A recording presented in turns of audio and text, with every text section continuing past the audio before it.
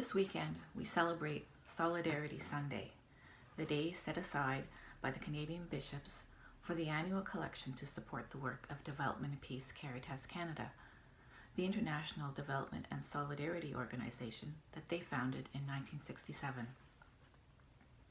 It's hard to believe that it's been a full year since I gave my first virtual reflection on last year's Solidarity Sunday, when we had all just been locked down and worship services were suspended.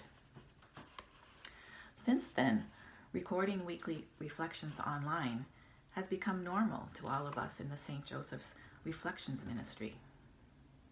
While certainly not the same as an in-church Mass, virtual liturgies and their popularity have revealed new ways of being in community and in solidarity with each other, and in meeting what may have been an unmet need in our community. We've all been through a lot in the last year. Although many things have changed, some haven't. For instance, the readings today are the same as last year's on Solidarity Sunday. And that's because these foundational readings, the scrutinies, are always used whenever there are seekers going through the rite of Christian initiation of adults. So I wondered, how would I make this reflection fresh, working with the same material? That is the gift of the scriptures, really. They constantly reveal something new because our standpoint changes. With time, of course, but also through the human experiences we call our lives. When I was reading in the first reading, I will put my spirit in you that you may live, and I will settle you upon your land. I thought of the 1.3 million Rohingya refugees from Myanmar living in the massive refugee camp in Cox's Bazar, Bangladesh, 80% of whom are women and children. I learned about their situation during a Development and Peace webinar as part of this year's Share Love, Share Lent campaign. I could imagine many of these mothers would long to hear similar words, especially if it meant that it was now safe for them to go home and they could be settled on their homelands. This weekend's gospel is especially fitting for Solidarity Sunday.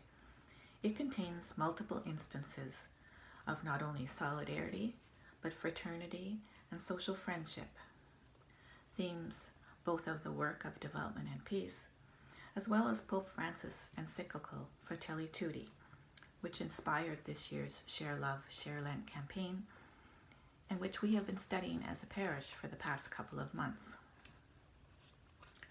Martha and Mary's friends and community showed their solidarity by rallying around them in their time of grief.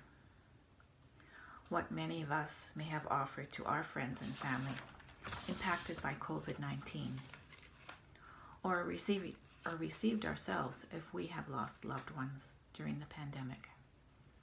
These acts of solidarity are so important. The apostles urged Jesus to show his solidarity and love for Lazarus, Martha, and Mary, which he did eventually. In what seems at first uncharacteristic of Jesus, he delayed going to see his friends until after Lazarus had died.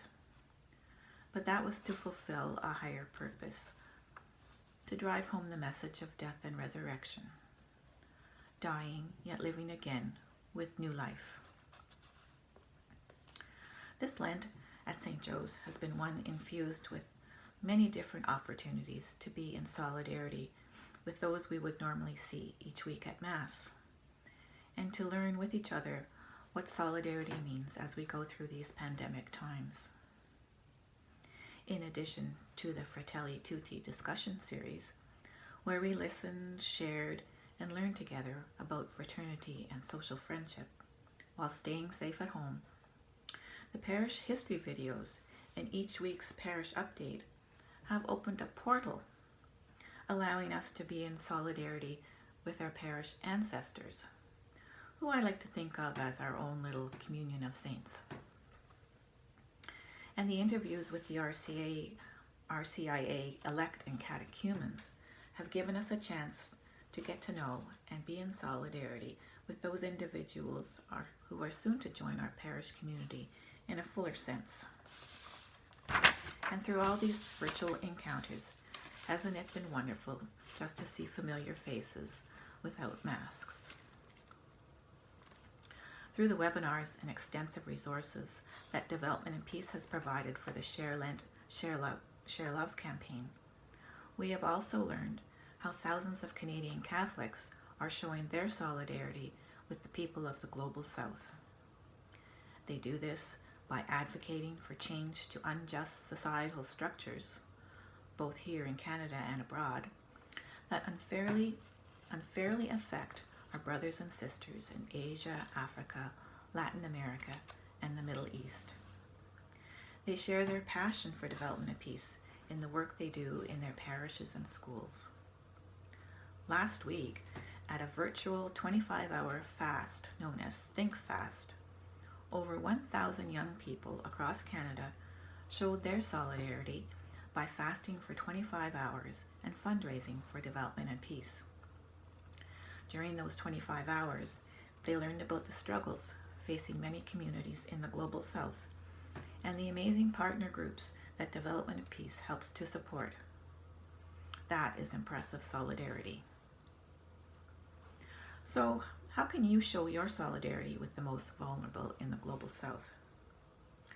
Because today is the annual collection for Development and Peace, and if your finances allow it right now, you could make a donation via either the Development and Peace website at devp.org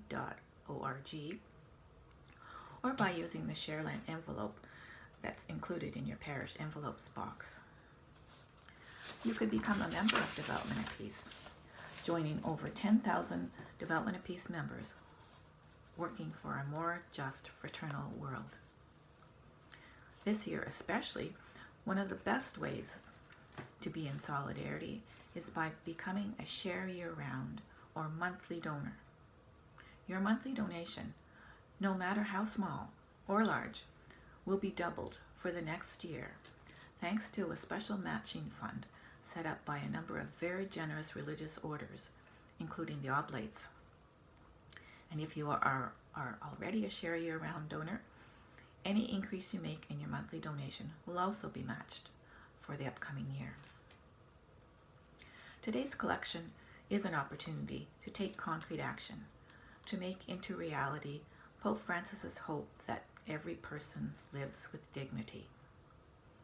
I leave you with some words of Pope Francis from Fratelli Tutti. Solidarity means much more than engaging in sporadic acts of generosity. It means thinking and acting in terms of community. It also means combating the structural causes of poverty, inequality, the lack of work, land, and housing, the denial of social and labor rights.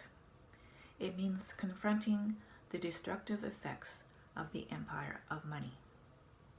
Solidarity, understood in its most profound meaning, is a way of making history, and this is what popular movements are doing. Popular movements like Development and Peace.